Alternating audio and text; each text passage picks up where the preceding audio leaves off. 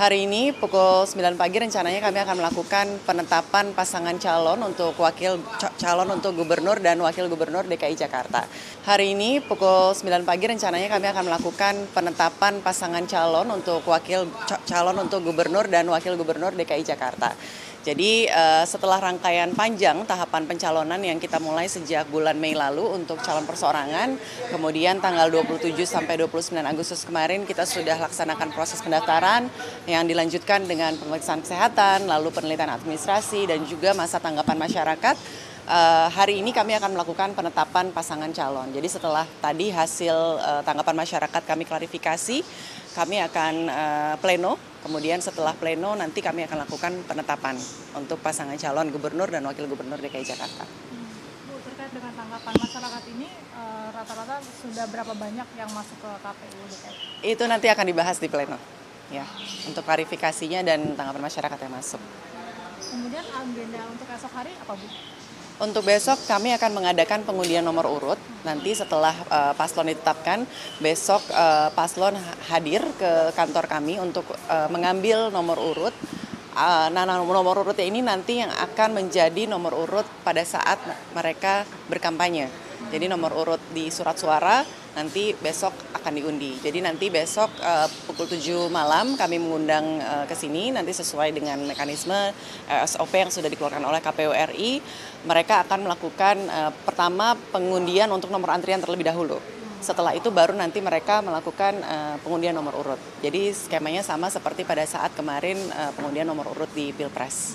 Kemudian pelaksanaan kampanye sendiri seperti apa sistemnya dari KPU? Pelaksanaan kampanye sendiri dimulai pada tanggal 25 September sampai 23 November 2024. Untuk sebelum kita mulai masa kampanye, besok tanggal 24-nya kita akan melakukan deklarasi kampanye damai. Jadi nanti akan dihadiri oleh semua paslon, sama-sama kita berkomitmen untuk melaksanakan kampanye di DKI Jakarta dengan aman dan kondusif.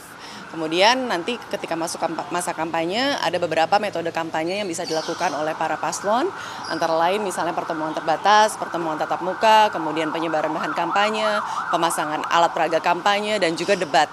Lalu juga ada kegiatan lain yang tidak melanggar ketentuan perundang-undangan. Jadi ada beberapa metode kampanye yang bisa dilakukan, diantaranya hal tersebut.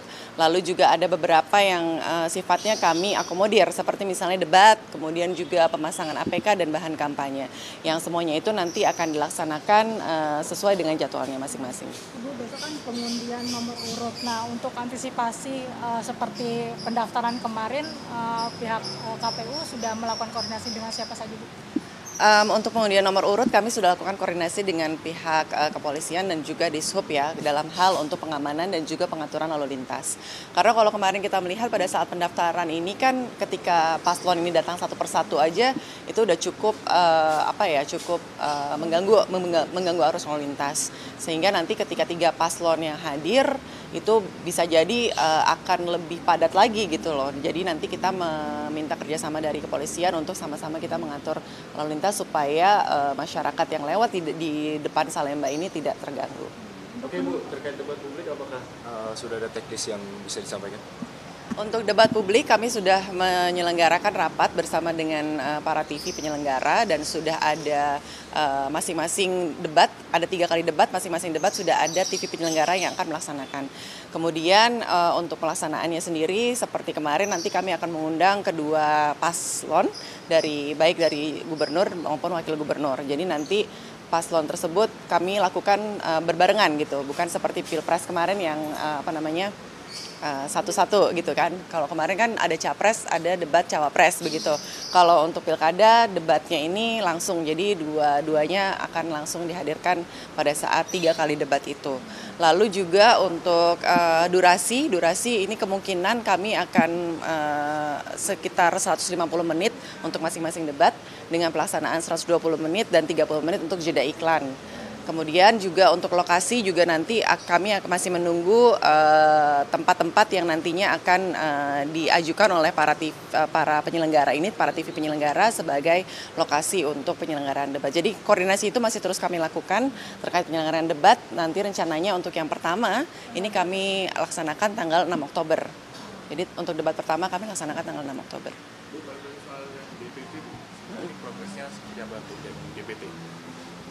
Oke, untuk DPT, daftar pemilih tetap, hari ini kami akan lakukan rekapitulasi untuk DPT di DKI Jakarta. Jadi kalau misalnya untuk DPT ini kan penetapannya ada di kabupaten kota. Nah, itu sudah kami lakukan kemarin di seluruh kabupaten kota di DKI Jakarta itu sudah melakukan penetapan DPT. Nah, kami di provinsi ini merekap hasil dari penetapan yang dilakukan di masing-masing kabupaten kota. Jadi seperti itu kira-kira. Masih ya. Iya.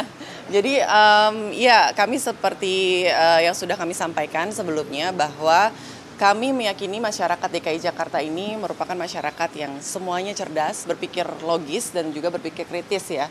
Jadi masyarakat yang cerdas ini pastinya menggunakan hak-hak konstitusionalnya dengan baik. Kalau misalnya kita pilkada ini kan bukan event yang kita lakukan tiap tahun, tapi kita hanya 5 tahun sekali.